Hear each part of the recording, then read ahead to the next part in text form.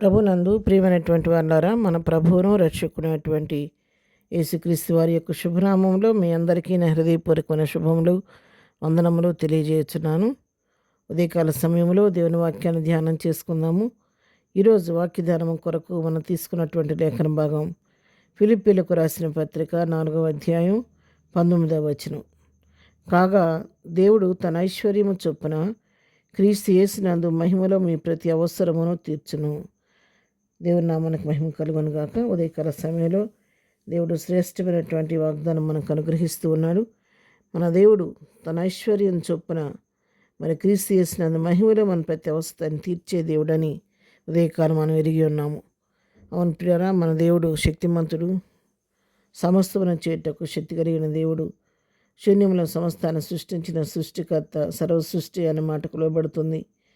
భూమియు దాని సంపూర్ణత యెహోవా ఆయన వాక్యం సెలవిచ్చినట్లుగా ఈ భూమి దానిలో ఉన్న సమస్తము ఆయనవే. కాబట్టి ఆయన ఇవ్వటానికి ఏమాత్రం కుదువు అనేది ఆయన దగ్గర లేదు. ఆయన సమస్తమును చేయుటకు శక్తి కలిగింది ఉన్న ఐశ్వర్యవంతుడు. ఆయన కృపామహదైశ్వర్యం కలిగిన దేవుడు కాబట్టి ఆయన తన ఐశ్వర్యాన్ని చొప్పున మనం అడిగిన ప్రతి అవస్థక్కలన్నీ మన దేవుడు మనకు తీర్చే దేవుడై ఉన్నాడు. ఎవరైతే తన దగ్గరికి వచ్చి తన అవస్థ చెప్పుకుంటారో వారి తన కృపామహదైశ్వర్యం నుంచి వారి అవసరాలన్నీ కూడా ఆయన తీర్చే దేవుడై ఉన్నాడు.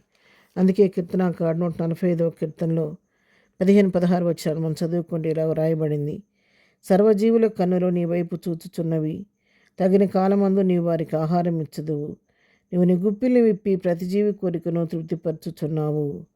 చూసారు, ఇక్కడ సర్వజీవుల కన్నులు దేవుని వైపు చూస్తున్నాయి అంట. ఎందుకు? తగిన కాలంలో వాటికైనా ఆహారం ఇచ్చే దేవుడు. ఏ జీవికి ఏ టైంలో ఏ ఆహారం కావాలో దాన్ని సిద్ధపరిచి అనుగ్రహించే దేవుడు మన పోషకుడు, మన సంరక్షకుడు, మన దేవుడు.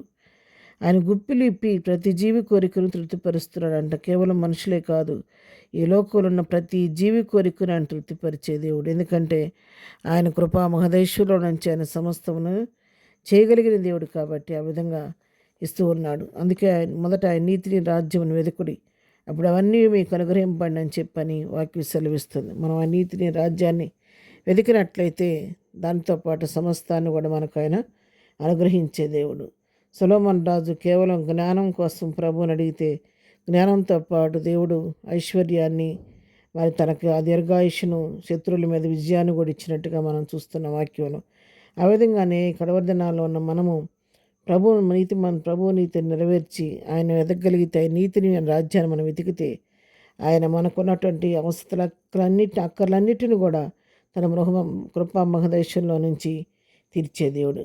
మనం అడుగు వాటికంటే ఊహించే వాటికంటే అత్యధికంగా దయచేయటకు ఆయన శక్తివంతుడు. కాబట్టి ఈ ప్రియుల ఉదయకాల సమయంలో వాక్యం వింటున్నటువంటి నీతో నాతో దేవుడు మాట్లాడుతున్నాడు. ఉదయకాల సమయంలో నీ జీవితంలో ఏ కొరతతో నువ్వు బాధపడుతున్నావు, ఏ కొదువులో నువ్వు ఉన్నావో, ఏ లేమిలో నువ్వు ఉన్నావో, ఏ అవసరం కొరకు నువ్వు ఎదురు చూస్తున్నావో, దేని గురించి నువ్వు చింతపడుతున్నావో తెలియదు. కానీ నువ్వు దేని సంధికి వచ్చి ప్రభు సహాయం తీసుకుంటే ఆయన తన ఐశ్వర్యం చొప్పున నీ అవసరం తీర్చబోతున్నాడు. ఉదయకాలం పేపర్లో చదివినప్పుడు నాకు చాలా బాధేసింది. ఒక యవనస్తురాలు 10th క్లాస్ బిడ్డ ఫీజు కట్టకపోవటం వలన ఆ ప్రిన్సిపల్ తన స్నేహితుల ముందు కోప్పడినందుకు, ఆ ఫీజు సకాలంలో కట్టలేనందుకు తను చాలా చిన్నబుచ్చుకొని చాలా వ్యధ చెంది ఏడ్చుకుంటూ ఇంటికి వెళ్ళి మరుసటి రోజు ఉదయం స్కూల్ టైం కల్లా ఉరేసుకొని చనిపోయింది. అటు విధంగా స్కూల్ ఫీజులు కట్టలేక రకరకాల సమస్యలతో బాధపడుతూ ఉన్నారేమో, అలాంటి దుఃఖంలో ఉన్నారేమో. ఏ సమస్య మీరున్నారో నాకు తెలియదు. కానీ ఆయన మనుషులను ఆశ్రయించొద్దు, లోకం వైపు పరిస్థితుల వైపు చూడొద్దు. మనుషుల సహాయం వ్యర్థం. ప్రభువుని ఆశీర్వదించండి. ప్రభు దగ్గర నోరు తెచ్చి ప్రభువుని అడగండి. ఆయన తన ఐశ్వర్యంలోంచి మీ సమస్య ఏదైనా ఆయన పరిష్కరిస్తాడు. మీకున్న కొద్ది ఏదైనా కూడా ఆయన తీర్చే దేవుడు. కాబట్టి ఆ విధంగా కృపాసనం వద్దకు వెళ్ళి ప్రభు సహాయం తీసుకుందాం.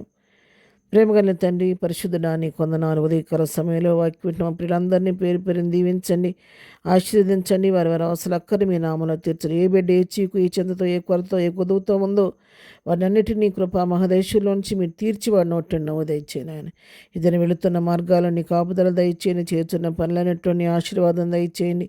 ఎగ్జామ్స్ రాస్తున్న బిడ్డలకు ప్రత్యేకమైన జ్ఞానం ఇచ్చి నీ కృపలో భద్రపరచండి. నాయన ఈ దినం బర్త్డే జరుపుకున్న బిడ్డలను దీవించి ఆశీర్దించండి. వివాహ దినం జరుపుకుంటున్న బిడ్డలను దీవించి ఆశీర్వదించండి ఆయన. ప్రతి వారి హృదయవాంఛ తీర్చి నీ కృపలో భద్రపరచమని యేసునామములో ప్రార్థించడి పొందుకొని ఉన్నాము తండ్రి. ఆమెన్. ప్రభు కృప సదాకాలము మనందరికీ తోడయుండి నడిపించును గాక. ఆమెన్.